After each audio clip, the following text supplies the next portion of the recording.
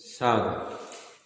तज्जयति परं ज्योतिं समं समस्तैर्नन्तपर्यायं दर्पणतलैव सकला प्रतिफलति पदार्थमालिका यत्र।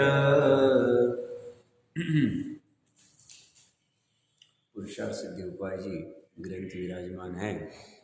अमृतचंद्र आचार्य देव की कृति लगभग 1000 वर्ष पहले उन्होंने इस भारतवर्ष को अलंकृत किया था और उनकी बहुत सारी कौन सी टीकाएं मूल रचनाएं इसकी चर्चा तो हमारी हो गई थी।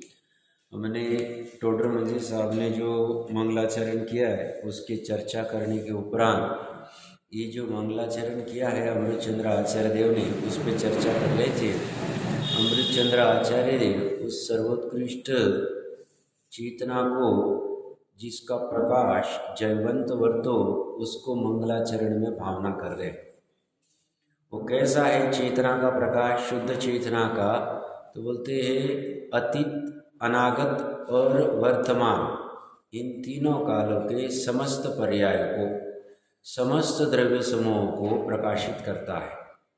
और ये जो प्रकाशित करता है शक्ति रूप से प्रत्येक जीव में अभी वर्तमान में प्रकाशित हो रहा है और व्यक्त रूप से जब वह केवल ज्ञान आदि प्रकट कर लेगा तब हो जाएगा। यहाँ पे दर्पण का उदाहरण देके, दृष्टांत देके आचार्य देव कहना चाह रहे, दर्पण बलजोरी से पदार्थ को कहता नहीं कि तुम मेरे में प्रतिबिंबित हो। पदार्थ बलजोरी से दर्पण को कहते नहीं कि हमें तुम में प्रतिबिंबित होना है। दर्पण अपनी मर्यादा में रहता है, वस्तु अपनी मर्यादा में रहती है, पदार्थ और सहज में प्रतिबिंबित हो जाते। और दर्पण में प्रतिबिंबित होने के बाद में दर्पण इनके साथ में राग आदि कुछ करता नहीं है, ये वो इष्ट अनिष्ट की कोई बात करता नहीं है, द्वेष आदि करता नहीं है। बस ऐसी ये जो सर्वोत्कृष्ट शुद्ध चेतना रूप प्रकाश है जो प्रकट हो गया है, व्यक्त हो गया है, जिस ये पुरुषार्थ की सिद्धि के उपायभूत ये प्रकट हुआ है। पुरुष आत्मा, अर्थ प्रयोजन, आत्मा का प्रयोजन क्या है? तो सुखी होना। उस प्रयोजन की सिद्धि का उपाय चल रहा है। तो सिद्धि का उपाय क्या हुआ? तो इस शुद्ध चेतना का प्रकाश प्रकटित हुआ है और वही सदा हमेशा जयवंत रहो, ये भावना आचार्य देव भारे। यहाँ टीका में, टोडर मंजी साहब की टीका में हमने एक पैराग्राफ पढ़ लिया था। उसके बाद में कोई प्रश्नकर्ता प्रश्न पूछ रहा है कि साहब ये कोई विशिष्ट तीर्थंकर आदि या किसी पदार्थ का नाम क्यों नहीं लिया इन्होंने, उनको क्यों नमस्कार नहीं किया, उन्होंने इस शुद्ध चेतना को क्यों किया? तो यहाँ टोडर मंजी साहब टीका में विशेष चर्चा करेंगे। 2 प्रकार के जीव होते, एक आज्ञा प्रधानी और एक परीक्षा प्रधानी होते हैं। तो ये जो जीव ये परीक्षा प्रधानी, आज्ञा प्रधानी तो क्या है? हमारे भगवान की ऐसी आज्ञा है, इन्होंने जो कहा वो मानता है। और परीक्षा प्रधानी क्या करता है? गुण की परीक्षा करता है। गुण की परीक्षा हो गई, वो गुण जिसमें प्रकट हो गए उनकी भी महिमा हो गई, उनका भी मंगल हो गया। ये भावना यहाँ कह रहे, मेरे यहाँ पे 3 नंबर पेज है, अंतिम वाला पैराग्राफ देखिए आप क्या कह रहे। यहाँ कोई प्रश्न करे कि यहाँ गुणों का स्तवन तो किया किंतु किसी पदार्थ का नाम नहीं लिया, किसी व्यक्ति का, किसी विशेष का नाम नहीं लिया। उसका कारण क्या है? प्रथम पदार्थ का नाम लेना चाहिए, कोई वर्धमान भगवान को याद करना चाहिए, कोई शांतिनाथ भगवान को, कोई कुंथनाथ को, किसी न किसी को याद करना चाहिए, पश्चात गुण का वर्णन करना चाहिए। उसका उत्तर यहाँ आचार्य ने अपनी परीक्षा प्रधानता प्रकट की है। भक्त 2 प्रकार के होते हैं। भक्त किसे कहते हैं? जो भक्ति करता है। किसकी भक्ति कर रहा है? वो पूज्यों की भक्ति कर रहा है। तो भक्त 2 प्रकार के होते हैं, एक आज्ञा प्रदानी और दूसरे परीक्षा प्रदानी। जो जीव परंपरा से मार्ग से चले आए, जैसे तैसे देवगुरु का उपदेश प्रमाण करके विनयादि क्रियारूप प्रवर्तन करते उन्हें आज्ञा प्रदानी कहते। और जो अपने सम्यक ज्ञान द्वारा प्रथम स्तुति करने योग्य गुण का निश्चय करते हैं, पश्चात जिनमें वह गुण होता है उनके प्रति विनयादि क्रियारूप प्रवर्तन करते उन्हें परीक्षा प्रदानी कहते। अब आज्ञा प्रदानी अच्छा है या परीक्षा प्रदानी अच्छा है? ज्ञानी कहते हैं प्रयोजनभूत में तो परीक्षा प्रदानी होना पड़ेगा। आज तक जिन्होंने निश्चय से भक्ति की, भक्त के दो भेद चल रहे, आज्ञा प्रदानी और परीक्षा प्रदानी। तो भक्ति जो करता है वो भक्ति की सार्थकता कब होगी? जब वह जिसकी भक्ति कर रहा है उनके गुणों का निर्णय करके फिर उनकी भक्ति करे। गुणों के निर्णय बिना की गई भक्ति सामान्य परंपरा से, आज्ञा से भक्ति की गई। इसलिए टोडरमल जी साहब ने मोक्षमार्ग प्रकाशक के 7वें अधिकार में आज्ञा अनुसार जो प्रवर्तन करता है उसे भी अज्ञानी मिथ्या दृष्टि का है कि भाई ये हमारे भगवान की आज्ञा है इसलिए हम मान रहे हैं। भगवान ने कहा रात्रि भोजन नहीं करना, भगवान ने कहा आलू प्याज नहीं खाना, उदाहरण के लिए रहा हूँ, भगवान ने कहा हर रोज देव पूजा गुरु उपास्य कर रहा है इसलिए हम कर रहे। तो वो कहते वो आज्ञा प्रधानी है, उसका विशेष काम नहीं होगा, ठीक है, उसकी कषाय मंद होगी। बट जो परीक्षा प्रधानी होता है, जो गुणों की परीक्षा करता है और गुणों की परीक्षा की करने के उपरांत वो गुणों को धारण करने वाले की महिमा आती है, वो अलग ही बात है। इसीलिए प्रवचन सार जी की 80वीं गाथा में कहा है जो अरहंत को द्रव्य गुण पर्याय से जानता है, द्रव्य गुण पर्याय से जानेगा कैसे? परीक्षा करके जानेगा। जो अरहंत को द्रव्य गुण पर्याय से जानता है वो अरहंत को तो जानता ही है, वो अपने आत्मा को भी जान लेता। परीक्षा प्रधानी इतना महत्वपूर्ण है। और इसलिए टोडरमल जी साहब ने पूर्व में भी अपनी चर्चा हुई है, 287 के पेज के आसपास देखना चाहिए, स्पष्ट रूप से कह दिया। प्रश्नकर्ता कहता है भाई इतनी सब परीक्षा करने की क्या आवश्यकता है? सम्यक तो सन्मुख मिथ्या दृष्टि के प्रकरण में लिया, 237 या 87 नंबर होना चाहिए पेज। तो सम्यक तो सन्मुख वाला पूछता है कि सब परीक्षा करने की क्या जरूरत है? भगवान ने कहा मान लो, बोलते वो अन्यथा होगा। परीक्षा करोगे तो कोई अन्यथा कर नहीं पाएगा, कोई अन्यथा नहीं कर पाएगा। मान लो हम किसी को मानते हैं, किसी को मतलब वितराग भगवान को ही मानते, और कोई प्रतिकूलता आ गई और प्रतिकूलता दूर ही नहीं हो रही, हो सकता है कि हम अन्य मत का सेवन करने लग जावे, कोई कहने लग जावे ये मांत्रिक अच्छा है और उसका फल मिल जावे, हम उसका सेवन करने लग जाए, कुछ भी हो सकता। क्यों? निर्णय नहीं। इसलिए प्रयोजनभूत में टोडरमल जी साहब ने क्या लिया परीक्षा करने के लिए? देवगुरु शास्त्र, 7 तत्व 9 पदार्थ, स्वपर और आपा, ये 4 की तो परीक्षा करनी ही चाहिए और इनकी परीक्षा संभव है। और इनमें जिनवाणी में अन्यथा निरूपण संभव नहीं, क्योंकि कोई अन्यथा निरूपण भी करे तो पकड़ा जाए। क्यों? इनकी परीक्षा हो सकती, इनकी परीक्षा हो सकती। तो यहां ये कह रहे हैं कि अमृतचंद्र आचार्य देव परीक्षा प्रधानी है। वो इस सर्वोत्कृष्ट शुद्ध चेतना प्रकाश का निर्णय कर रहे हैं, उसे जयवंत होते रहे हैं, और वो जिसमें प्रकट हो गया वो भी हमारे लिए वंदनीय हो गए, जयवंत हो गए, पूजनीय हो गए, नमस्कार करने योग्य हो गए, मंगलाचरण में करने योग्य हो गए। तो आज्ञा प्रदानी कब होना? जब प्रयोजनभूत का निर्णय हो जावे तो अप्रयोजनभूत में आज्ञा प्रदानी हो जाना चाहिए। हमने प्रयोजनभूत का अच्छे से निर्णय कर लिया, देवगुरु शास्त्र का स्वरूप का अच्छे से मतलब भाव वासन हो गया, अच्छे से मतलब निर्णय हो गया, परीक्षा पूर्वक, तत्व निर्णय पूर्वक। तो देवगुरु शास्त्र का 7 तत्व का, स्वपर का और आपा का हो गया। उसके बाद में वो कहे भैया आलू के एक कण में अनंत जीव है, मान लेना, ज्यादा दिमाग नहीं लगाना हुआ। उन्होंने कहा मेरू पर्वत 1 लाख योजन का है, मान लेना। उन्होंने कहा ऐसे पांडव आदि पुरुष होके गए थे, राम आदि होके गए थे, मान लेना। सूक्ष्म, अंतरित और दूरवर्ती कोई भी वस्तु का निर्णय करे अप्रयोजनभूत का, मान लेना चाहिए। उन्होंने कहा वैमानिक के 16 स्वर्ग होते, एक एक विमान असंख्य योजन लंबा, असंख्यात योजन होता है, मान लेना। उन्होंने कहा उपाचर्या पे उत्पन्न होते, मान लेना। उन्होंने कहा सर्वार सिद्धि के देव इतने हैं, मनुष्यों से 3 गुना 7 गुना है, मान लेना। वहां हम निर्णय नहीं कर सकते, हम निर्णय इनमें कर सकते। तो ये किसकी परीक्षा चल रही है? उस शुद्ध चेतना की परीक्षा चल रही है। शुद्ध चेतना की परीक्षा हो सकती है? हो सकती, क्यों नहीं हो सकती? क्यों? आपा में क्या आता है? ये शुद्ध चेतना प्रकाश ही आता है। जयवंत किसको वर्तना रहे मंगलाचरण में? उस सर्वोत्कृष्ट शुद्ध चेतना प्रकाश को वर्त रहे हैं, और वो आपा में आता है, और पर में भी, पर जीव में भी ऐसी चेतना है। उस चेतना को वो नमस्कार कर रहे, वंदन कर रहे। उसका निर्णय हो सकता है? हो सकता है। क्यों? जो शाद्वाद अधिकार हम अभी देख के आए समय सार जी में, वो किसकी सिद्धि कर रहे? उस ज्ञान मात्र आत्म तत्व की सिद्धि कर रहे। उसके लिए उन्होंने शाद्वाद अधिकार लिख दिया। 47 शक्तियां का वो कौन धारण कर रहा है? वो सर्वोत्कृष्ट शुद्ध चेतना ही धारण कर रही है उसको,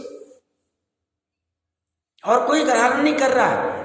उसी का तो निर्णय कर रहे कि देखो वो नित्य भी है, अनित्य भी है, सत भी है, असत भी है, तत् भी है, अतत भी है, एक भी है, अनेक भी है, आदि आदि। क्यों निर्णय कर रहे? क्योंकि वस्तु की सिद्धि हुए बिना, वस्तु का निर्णय हुए बिना, हमें वस्तु में यथार्थ भाषित हुए बिना, अहम किए बिना हम सुखी नहीं हो सकते। और ऐसा शुद्ध चेतना प्रकाश तीर्थंकरों में, अरहंतों में, सामान्य केवलियों में, सर्वज्ञों में, समान अर्थ में, मैं अलग अलग अपेक्षा से कह रहा हूं, सिद्धों में प्रकट हो गया है। हम उनकी महिमा गा रहे, उनकी महिमा आएगी। न्याय का कोई ग्रंथ है, परीक्षा मुखी होना चाहिए मेरे ख्याल से, उसमें मंगलाचरण ही नहीं किया। तो प्रश्नकर्ता ने पूछा साहब मंगलाचरण क्यों नहीं किया? तो बोलते मंगलाचरण में हमने प्रमाण की बात कर दी ना, और ये प्रमाण का ज्ञान तीर्थंकर अरहंत सर्वज्ञ सर्व में होता, इसलिए उनका मंगलाचरण हो गया। अलग से मंगलाचरण करने की जरूरत नहीं। ऐसी हमने यहाँ पे किसी व्यक्ति विशेष का मंगलाचरण नहीं किया, कोई वर्धमान स्वामी को याद नहीं किया, कोई आदिनाथ भगवान को याद नहीं किया। देखो गजब, ये किसकी सामर्थ्य है जी? ये व्यक्ति विशेषपना छोड़ना और गुण विशेषपना प्रकट होना, ये मात्र सर्वज्ञ के शासन में होगा। बट खेत की बात है, इतना सुंदर सर्वज्ञ का शासन होके भी बहुत सी जीवों को अनादि का संस्कार होता है, व्यक्ति विशेष पे बहुत कॉन्सेंट्रेट हो जाता है। व्यक्ति विशेष पे कभी नहीं होना चाहिए, गुण विशेष पे होना चाहिए। व्यक्ति विशेष से काम नहीं होगा, वह कषाय होगी, और रागद्वेष होगा, और भावुकता होगी। इसलिए जैन धर्म भावुकता वाला धर्म नहीं है, भावना वाला धर्म। यहां गुणों की भावना की जाती, भावुकता नहीं की जाती। भावुकता में रागद्वेष है, मलिनता है, निर्मलता नहीं है, और भावना में निर्मलता। और यहाँ पे उस सर्वोत्कृष्ट शुद्ध चेतना जो अनंत काल तक जयवंत वर्ते, उसकी भावना की गई है, उसको नमस्कार किया गया है, उसको मंगल में खड़ा किया गया है। समझने योग्य बात।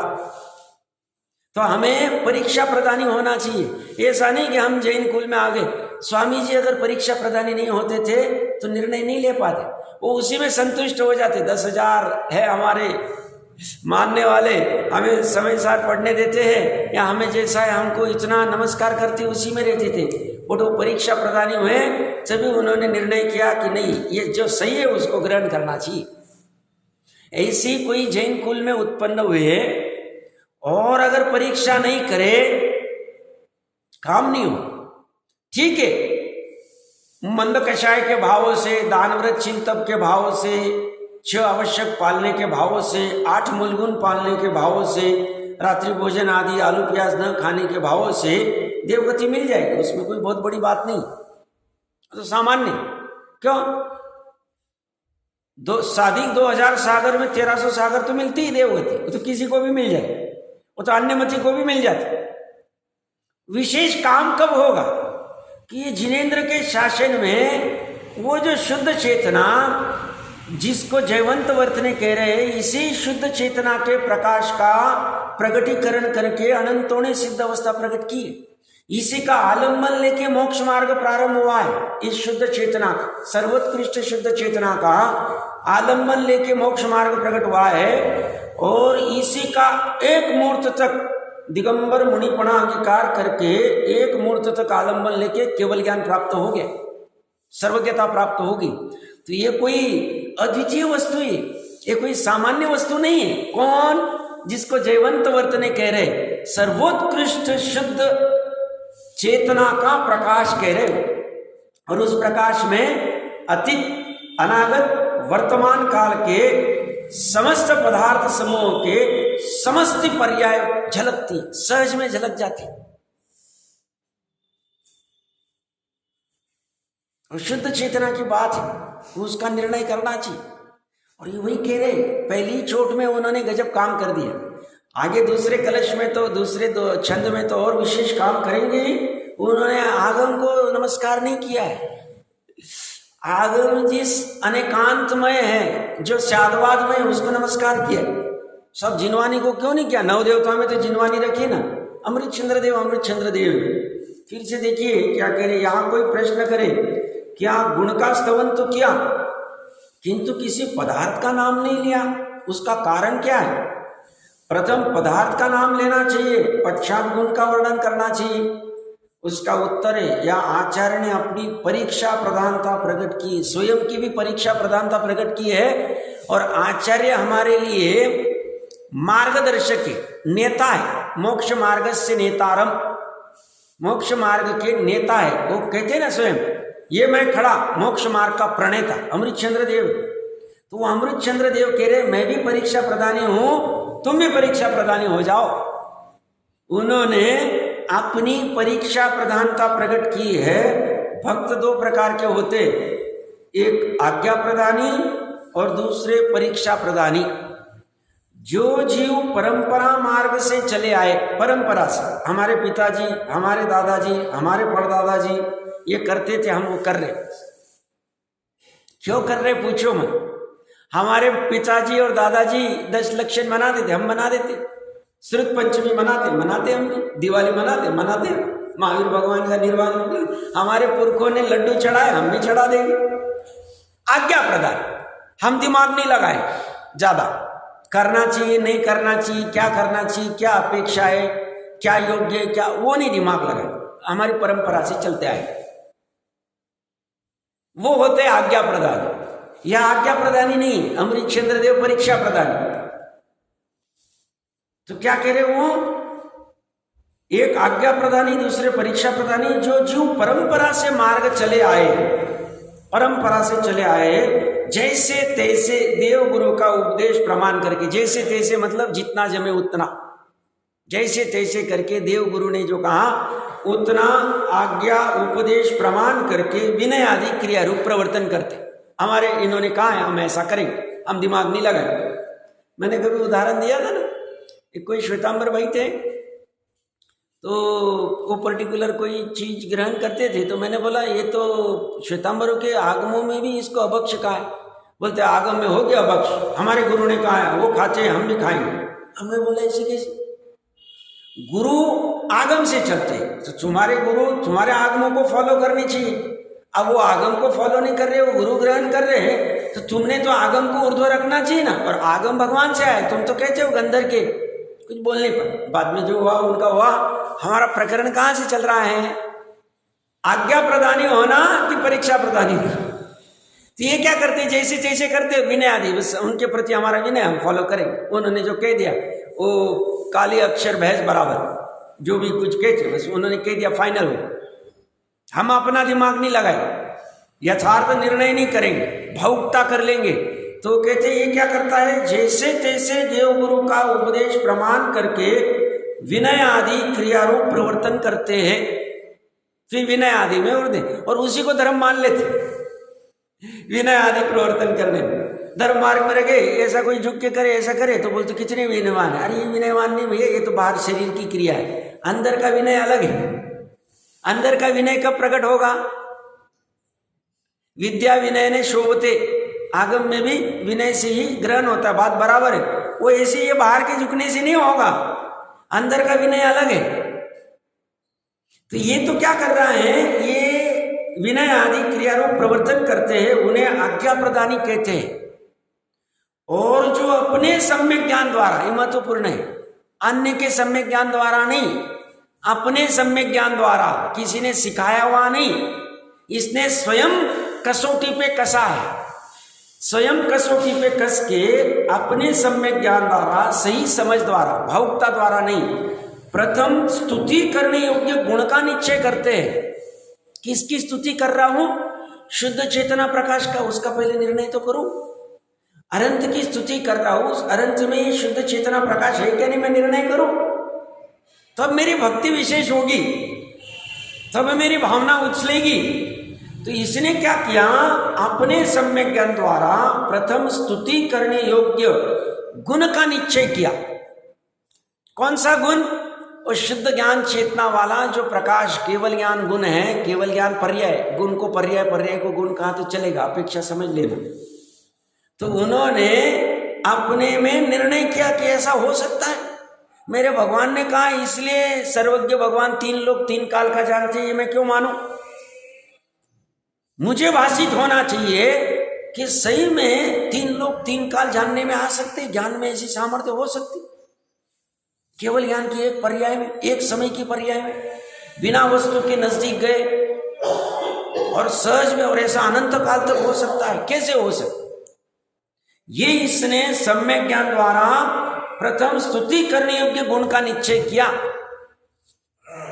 और वो निश्चय करने के पश्चात जिनमें वह गुण होता है उनके प्रति विनय आदि क्रियारूप प्रवर्तन करते, और गुण का निश्चय हुआ, वो गुण जिसमें प्रकट हो गया, ऑटोमेटिकली उनके प्रति भक्ति आई, पंचपरमी। इसलिए अमृतचंद्र आचार्य देव ने ही 50 टीका की टीका में होना चाहिए, मुझे एग्जैक्टली गाथा नंबर आदि याद नहीं है, टोडरमल जी साहब ने उदाहरण दिया है। वो बोलते हैं यथार्थ 50 टीका में होगा, ग्रंथ गलत हो सकता है मेरा। टोडरमल जी साहब ने 7वें अधिकार में उदाहरण दिया है कि यथार्थ भक्ति ज्ञानियों की होती, शुभ भाव वाली जो भक्ति अज्ञानी की होती है, उससे भले उसे देवादि गति मिल जावे, बट निश्चय भक्ति के साथ जो व्यवहार भक्ति वो ज्ञानी की होती, सम्यक ज्ञानी की होती, ये भक्ति बराबर कर पाएगा। बाकी जो भक्ति करेगा अज्ञान अवस्था में, वह कर्तृत्व आदि बुद्धि से करेगा, ममत्व एकत्व आदि बुद्धि से करेगा, और वो कर्तृत्व वाली बुद्धि वाली भक्ति यथार्थ भक्ति नहीं कही जाए। तो यहां ये कह रहे हैं, वो फिर गुण का निश्चय करके पश्चात जिनमें वो गुण होता है उनके प्रति विनय आदि क्रियारूप प्रवर्तन करता है, फिर सहज में उसे विनय प्रकट हो जाता है, सहज में अवभाव आ जाता है, वह दूसरा कोई प्रकरण नहीं होता है उसे। उन्हें परीक्षा प्रदानी कहते हैं, उनको परीक्षा प्रदानी कहते हैं, क्योंकि कोई पद वेश अथवा स्थान पूज्य नहीं है, गुण पूज्य है। महत्वपूर्ण बात है, 10 बार पढ़ना चाहिए। कोई पद, कोई वेश अथवा कोई स्थान, मतलब नग्न दिगंबर कोई नग्न व्यक्ति है, वो नग्न व्यक्ति पूज्य नहीं है, वो नग्नता पूज्य नहीं, उनमें जो गुण प्रकट हुआ है वो गुण पूज्य है। वो कोई स्थान पूज्य नहीं, वो समय शिखर पूज्य नहीं, वो समय शिखर से जो अपने मोक्ष अवस्था को प्रकट किए हैं, वो मोक्ष अवस्था वाला जिन्होंने उस शुद्ध चेतना प्रकाश को प्रकट किया है वो पूज्य है, और फिर सहज में वो स्थान भी पूज्य हो जाता है, उनके निमित्त से वो हो जाता है। मेन पूज्य वो है, मेन तो वो देखने जाना चाहिए।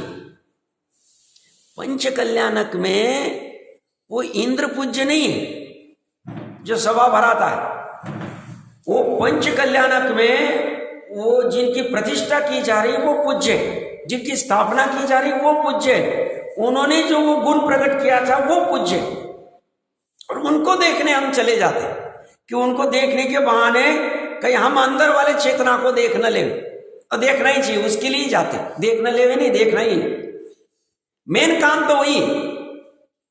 कि पर्याय में वो चैतन्य प्रकाश प्रकट हो जाए। इसीलिए मंगलाचरण कर रहे हैं, ताकि हमारे पाप का क्षलन हो जाए। मंगलाचरण क्यों कहते हैं? पाप का नाश हो जाए और सुख को उत्पन्न। सुख कैसे उत्पन्न होगा? ये सर्वोत्कृष्ट शुद्ध ज्ञान चेतना प्रकट हो जाएगी, सुख प्रकट हो जाए। तो इसकी भक्ति करके, वो जयवंत वर्तुर ऐसी भावना करके हमारा भी शुद्ध चेतना प्रकट हो जावे, भावना कर रहे हैं।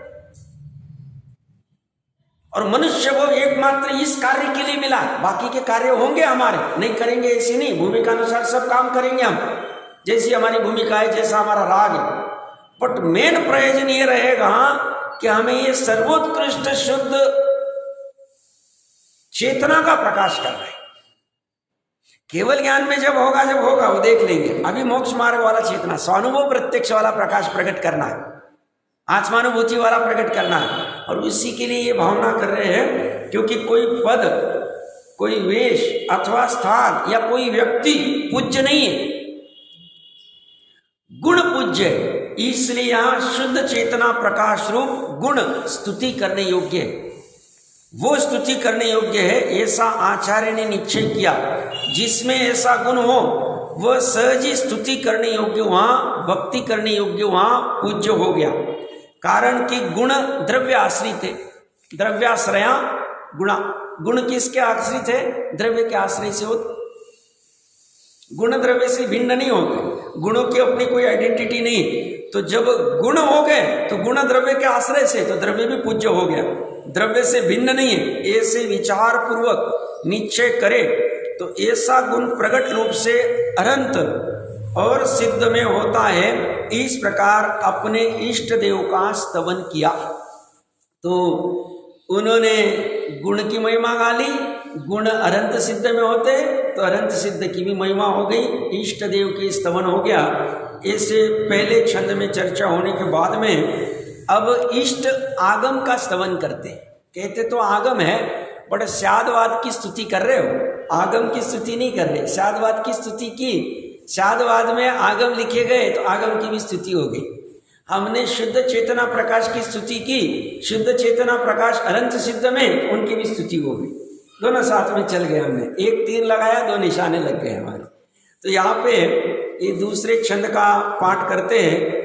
परमागमस्य जीवम निषिद्ध जात्यंध सिंदूर विधानम सकल नय विलसितानाम विरोध मंथनम नमाम्यनेकांतम। अन्वयार्थ में देखिए क्या कह रहे हैं। निषिद्ध जात्यंध सिंदूर विधानम, जन्मांध पुरुषों के हस्ती विधान का निषेध करने वाला, सकल नय विलसितानाम, समस्त नयों से प्रकाशित वस्तु स्वभाव का विरोध मंथनम, विरोध दूर करने वाला, परमागमस्य उत्कृष्ट जैन सिद्धांत का जीवम, जीवभूत, अनेकांतम, अनेकांत को, एक पक्ष रहित स्यादवाद को मैं अमृत चंद्र सूरी नमस्कार करता हूँ। नमस्कार किसको किया? परमागम को नहीं किया। उत्कृष्ट जैन सिद्धांत मतलब परमागम, उसका जीवभूत जो अनेकांत है, और अनेकांत और स्यादवाद एक ही है। उस अनेकांत को, उस स्यादवाद को मैं नमस्कार करता हूं। अब किसी को प्रश्न हो सकता है, साहब स्यादवाद को क्यों नमस्कार किया, जिनवानी को क्यों नहीं? नीचे भी भावार्थ में लिए टोडरमल जी साहब ने। तो स्यादवाद की चर्चा वैसे हम विस्तार से करके आ गए समय सार जी के परिशिष्ट में। तो स्यादवाद क्या है? वस्तु स्वरूप को बताता है, वस्तु स्वरूप की सिद्धि कराता है। वस्तु स्वरूप कैसा है? अनेकांतमयी। अनेकांत का अर्थ हमने किया था, अन एक अंतमयी। अन मतलब नहीं, एक नहीं मतलब अनेक, मतलब दो भी हो सकते, तीन भी हो सकते, 10 भी हो सकते, 100 भी, 1000 भी, 1 करोड़ भी, संख्यात भी, असंख्यात भी, अनंत भी हो सकते। तो हो गया अनेक का अर्थ। और अंत मतलब धर्म। तो अनंत धर्मों को, अनेक धर्मों को पी के बैठा हुआ, लेके बैठा हुआ जो वस्तु है, उस वस्तु को जो दर्शाता है, कैसे दर्शाता है? स्यादवाद से, अपेक्षा से। अपेक्षा खड़ी करके बताता है, नए से समझाता है। वह अनेकांतमय स्यादवाद जयवंत वर्तो, उसी को नमस्कार करता हूँ, उस अनेकांत को नमस्कार करता हूँ। क्या करने की आवश्यकता क्यों है? जैसे तो शास्त्र बहुत से, अन्य मतियों की भी अपने शास्त्र है, जैनियों की भी अपने शास्त्र है, तो सभी अपने अपने शास्त्रों की महिमा गाते हैं, सभी अपने अपने शास्त्रों के नमस्कार वंदन करते हैं। बट ऐसा क्या विशेष है जैनियों के शास्त्रों में, आगमों में, परमागम में, जो अन्य शास्त्रों में, अन्य परमागमों में नहीं है? तो कहते हैं जैनियों के जो परमागम हैं, जैनियों के जो शास्त्र है, वह स्यादवाद से गुथे गए, स्यादवाद से लिखे गए। वहां स्याद पद नहीं भी लगा हुआ है तो भी लगा हुआ है, नहीं भी लगा हुआ है तो भी लगा हुआ, मतलब अगर लेखनकर्ता ने खोला नहीं कि हम इस नए से इस ऐसा ऐसा कथन कर रहे या इस अपेक्षा से हम ऐसा कह रहे, ऐसा नहीं भी लिखा है तो भी वहां लिखा हुआ है, और पढ़ने वाला भी स्यादवादी है, नए को समझता है, वो अपेक्षा समझ लेते। सब अपेक्षा लगाने की क्या जरूरत है? तो ज्ञानी जी कहते हैं वस्तु अनंत धर्म वाली है। अनंत धर्मों को एक शब्द में, एक अक्षर में, एक वाक्य में नहीं कह सकते। जैसे आत्मा अनंत गुण और अनंत पर्याय से बनी हुई। अब आत्मा को किसी को समझाना है तो आत्मा को समझाने के लिए कोई कहे आत्मा ज्ञानमयी, इतने से आत्मा समझ में आ जाए? नहीं आए, क्योंकि आत्मा में मात्र ज्ञान नहीं है, आत्मा में दर्शन भी है, सुख भी है, चारित्र भी है, अस्तित्व भी है, वस्तुत्व भी है, द्रव्यत्व भी है, क्रियावती शक्ति भी है, आदि आदि आदि आदि अनंत, वीर्य गुण भी आदि अनंत गुण शक्तियां। अब ऐसे आत्मा को कोई मान बैठे आत्मा ज्ञान मात्र है, ज्ञानमयी है सिर्फ, तो एकांत हो जाएगा, और उस एकांत से उसका लॉस हो जाएगा, क्योंकि वो फिर आत्मा का यथार्थ निर्णय नहीं कर पाएगा। अस्तित्व की अपेक्षा से आत्मा कैसा है, वस्तुत्व की अपेक्षा से कैसा है, द्रव्यत्व की अपेक्षा से कैसा है, सुख गुण की अपेक्षा से कैसा है, श्रद्धा गुण की अपेक्षा से कैसा है, दर्शन गुण की अपेक्षा से कैसा है, वो निर्णय नहीं कर पाए। तो जिनवानी क्या कहती है? वस्तु अनेकांतमयी है, अनंत धर्मों वाली है, अनंत गुणों वाली है, अनंत शक्तियों वाली है।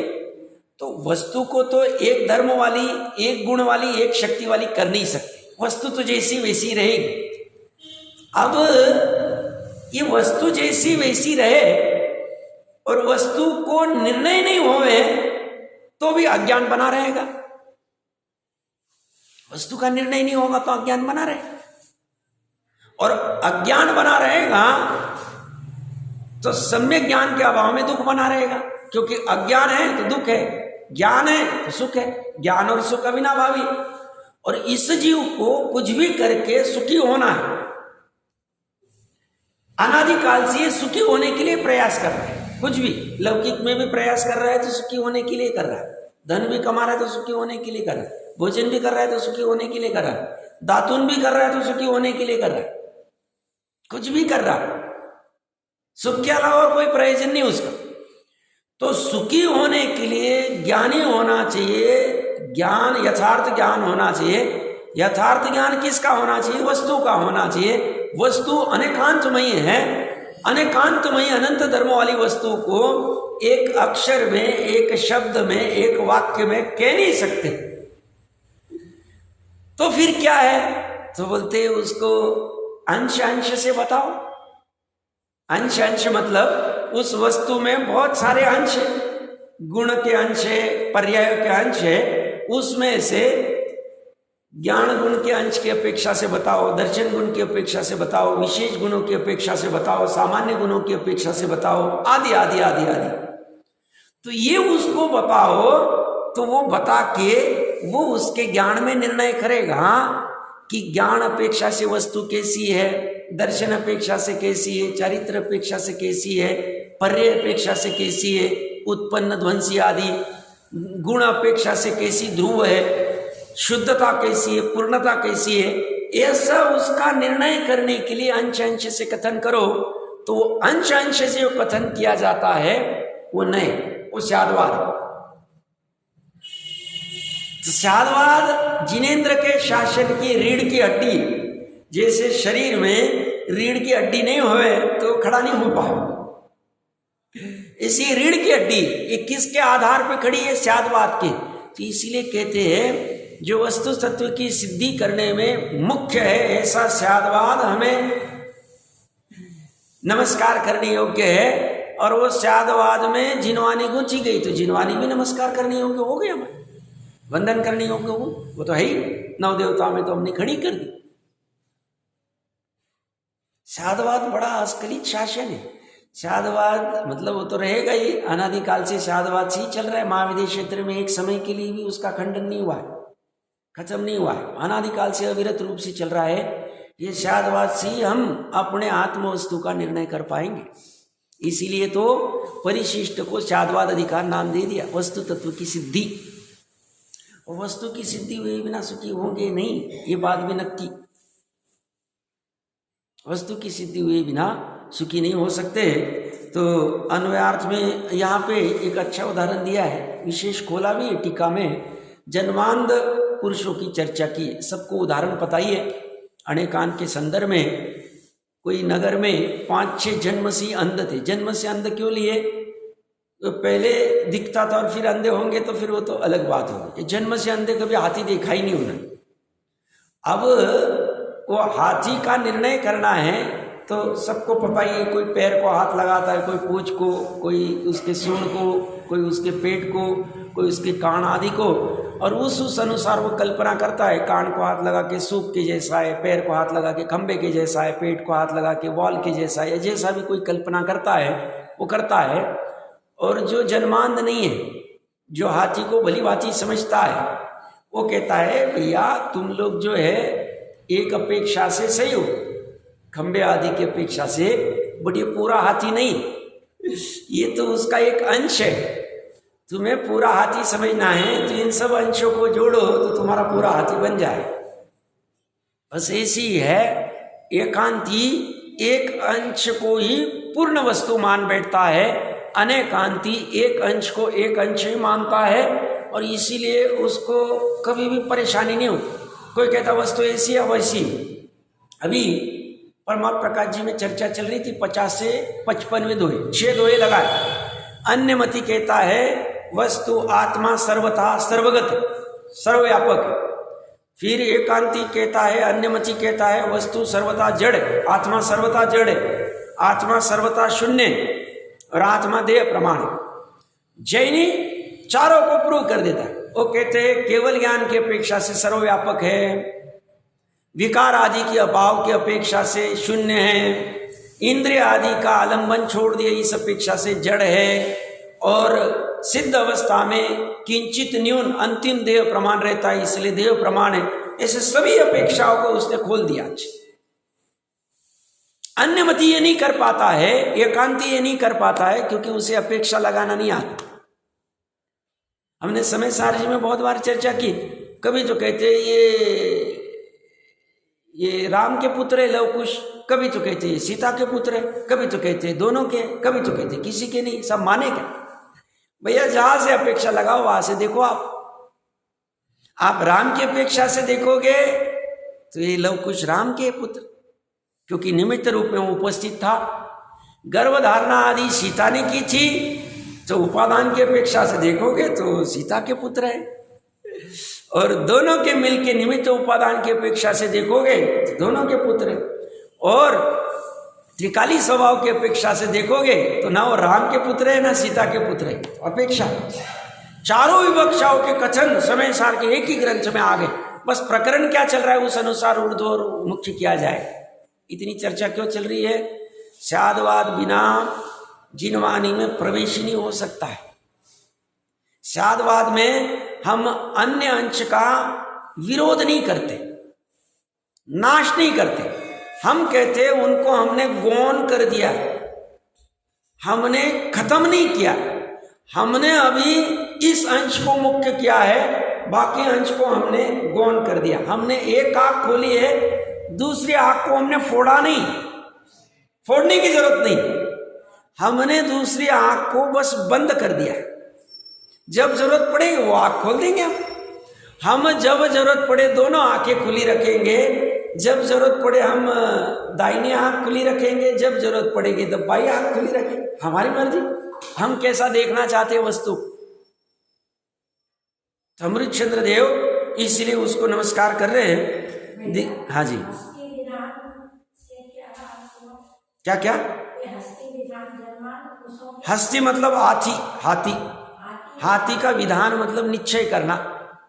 अब आ रहा हूं, मैं कह रहा हूं जन्मांध पुरुषों के अन्वयार्थ में देख रहे हैं हम, जन्म से अंध पुरुषों के हस्ती विधान का निषेध करने वाला, हस्ती का जो उनका निर्णय उसका निषेध करता है कौन? समस्त नयों से प्रकाशित वस्तु स्वभाव का विरोध दूर करने वाला उत्कृष्ट जैन सिद्धांत का जीवभूत अनेकांत। अनेकांत क्या करता है? जन्मांध पुरुष जैसे हस्ती का निर्णय अयोग्य करते हैं उसका वो निषेध करता है। कौन? अनेकांत। क्यों करता है? कि भाई हाथी इतना थोड़ी, मात्र खंबे जैसा थोड़ी, मात्र सूप जैसा थोड़ी, हाथी तो पूरा जैसे पकड़े वैसा है। तो जन्मांध पुरुषों के हस्ती विधान का निषेध करने वाला, समस्त नयों से प्रकाशित वस्तु स्वभाव का विरोध दूर करने वाला। वस्तु स्वभाव में विरोध है, हाँ है ना? क्या विरोध है साहब? हमने देखा ना, वस्तु किसी अपेक्षा से नित्य है, किसी अपेक्षा से अनित्य है, किसी अपेक्षा से सत्य है, किसी अपेक्षा से असत्य है, किसी अपेक्षा से एक है, किसी अपेक्षा से अनेक है। ये वस्तु में एक साथ पड़े, हमने विशेष चर्चा की हुई है। किसी अपेक्षा से एक क्या है? अभेद अपेक्षा से आत्मा एक ही है। और अनेक क्या है? एक एक गुण की अपेक्षा से देखिए तो अनंत गुण है तो अनेक है, अनंती पर्याय है तो अनेक है। किसी अपेक्षा से सत्य है, क्यों? अपने आत्मा की समस्त तीन लोक से भिन्न सत्ता है इसलिए हम सत्य। असत क्यों है? पर द्रव्य की अपेक्षा से असत है। पर द्रव्य में हमारा अस्तित्व नहीं, पर द्रव्य का हमें अस्तित्व नहीं। इस माइक में मेरा अस्तित्व नहीं, माइक का मुझ में अस्तित्व नहीं, इसलिए माइक की अपेक्षा से मैं असत हूं। तो एक ही साथ, और मेरा चैतन्य की अपेक्षा से मैं सत हूं। तो एक ही वस्तु में सतपना भी है, असतपना भी है, तत्पना भी है, अतत्पना भी है, एक पना भी है, अनेक पना भी। तो ऐसा परस्पर वस्तु स्वभाव का विरोध होते हुए भी उस विरोध दूर करने की सामर्थ्य किसकी? जिनागम की नहीं, स्यादवाद की। जिनागम तो स्यादवाद में गुथे गए। क्या कह रहे वो? समस्त नयों से प्रकाशित वस्तु कैसी प्रकाशित हो रही है? वस्तु को कैसे प्रकाशन कर सकते हैं? नयों की अपेक्षा से, सभी प्रकार के नयों से वो प्रकाशित होती। सभी प्रकार से नयों से मतलब जैसे या कोई व्यक्ति खड़ा है, कोई व्यक्ति खड़ा है, अच्छे समय ना उदाहरण अच्छा लेते हैं, नए से कैसे प्रकाशित करते हैं। व्यक्ति खड़ा है तो कोई देखेगा ये सनावत का व्यक्ति, तो जिस ग्राम में खड़ा है, जिस ग्राम में रहता है, उस अपेक्षा से उस व्यक्ति को क्या कहेंगे? ये सनावद वाला है। तो हो गया पहला व्यवहार नए। 8 नए, 4 व्यवहार नए और 4 निश्चय नए। मैं नाम वगैरह का टेक्निकल नहीं ले रहा हूँ, इसी भाषा में समझते हैं, फिर टेक्निकल समझ लेना शास्त्र। तो व्यक्ति वही है और उसको उस व्यक्ति का प्रकाशन कैसे होगा? सनावद में वो रहता है, सनावद में अभी खड़ा है तो कहेंगे ये सनावद का है, ये मध्य प्रदेश का है, ये भारत का है, ये भरत क्षेत्र का है। क्यों? भारत भरत क्षेत्र में है, मध्य प्रदेश भारत में है, सनावद मध्य प्रदेश में है और वो मध्य प्रदेश में खड़ा है, इसीलिए उसको कह दिया वो मध्य प्रदेश में रहता है, सनावद में रहता है, भारत में रहता है, भरत क्षेत्र में रहता है। भरत क्षेत्र जम्बूद्वीप में है तो जम्बूद्वीप में रहता है, जम्बूद्वीप मध्यलोक में तो मध्यलोक में खड़ा है, ऐसा भी कह सकते। उसका प्रकाशन चल रहा है, वो 3 लोक में है तो कहते 3 लोक में खड़ा है। किसकी बात चल रही है? व्यक्ति की बात चल रही है। हम उदाहरण रूप पे ले रहे, उसी व्यक्ति को देह की अपेक्षा से कहेंगे ये नर है, ये मनुष्य है, ये पुरुष है, ये शरीर वाला है, औदारिक शरीर वाला है, ये दूसरा नहीं कहेगा। शरीर के साथ संयोग, उसका प्रकाशन चल रहा है। क्या प्रकरण क्या चल रहे हैं? वस्तु स्वभाव को प्रकाशित कर रहे नय। कैसे कर रहे हैं? दूसरे नय ने, पहले नय ने सनावत को और उसको एक करके कह दिया वो सनावत का है। दूसरे नय ने औदारिक आहार वर्गना से बने शरीर को और आत्मा को एक करके कह दिया वो औदारिक शरीर वाला है, आहार वर्गना वाला या कार्बन शरीर वाला, जैसा भी कुछ कहना है कह देना, जो भी शरीर की अपेक्षा से। तीसरा नहीं क्या करेगा? वो जीव वहां खड़े खड़े किसी के ऊपर क्रोध कर रहा है, तो तीसरा नहीं कहेगा ये जीव क्रोध करता है, उसे क्रोध वाला कह दे। और चौथा नहीं कहेगा वो जीव का सिद्धि करने के लिए व्यवहार नहीं, ये जीव ज्ञान गुण वाला है, चेतना गुण वाला है, चौथा नहीं कह दे। पांचवा नहीं क्या कह देगा? वो क्रोध कर रहा है तो पूरी आत्मा को क्रोधी कह देगा, ये बहुत क्रोधी जीव, ये बहुत मोही जीव है, ये बहुत लोभी जीव है, पूरे आत्मा को कह दे। आत्मा में मात्र क्रोध नहीं हो रहा, क्रोध तो एक पर्याय, लोभ तो एक पर्याय, बट और बाकी भी है, वस्तुत्व, अस्तित्व, द्रव्यत्व सब कुछ है, और पूरे आत्मा को क्रोधी कह दिया। ये पांचवा निश्चय नहीं कहता, अशुद्ध निश्चय नहीं। छठवां नहीं क्या कहता है? छठवां नहीं कहता है ये ज्ञानी जीव, ये सम्यक ज्ञानी, इनको आत्मानुभूति हो गई तो इनको शैक्षणिक सम्यक ज्ञान है, सुमति ज्ञान है, तो उस अपेक्षा से पूरे आत्मा को सम्यक ज्ञानी कह दी, पूरे आत्मा को सम्यक दृष्टि कह दी। क्या चल रहा है? नयों से प्रकाशित वस्तु के स्वभाव को बता रहे। सातवां नहीं क्या करता है? सातवां नहीं, अगर उनको अभी तो होगा नहीं बट शैक सम्यक दर्शन हो गया, मान लो अभी पंचम काल में तो नहीं बट चतुर्थ काल वाला कोई व्यक्ति, तो कहेंगे ये शैक सम्यक दृष्टि। क्या कहेंगे उसको? पूरे आत्मा को शैक सम्यक दृष्टि। आत्मा में मात्र शैक सम्यक दर्शन थोड़ी, आत्मा में और अन्य भी है, गुण भी है, पर्याय भी है, बट हमने एक को मुख्य किया और पूरे पदार्थ का प्रयोजन प्रकाशित कर दिया।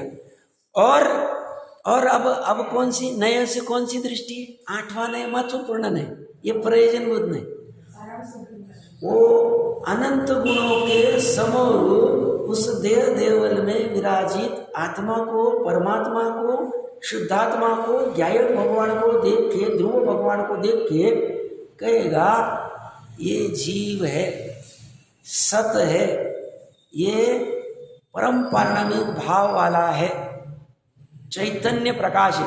वो पूरे अनंत गुणों के समरूप द्रव्य को देख के तो उससे क्या हो गया? वस्तु प्रकाशित हो गया। क्या प्रकाशित हो गया? जिससे हमारा प्रयोजन, कहां से लिया था उसको?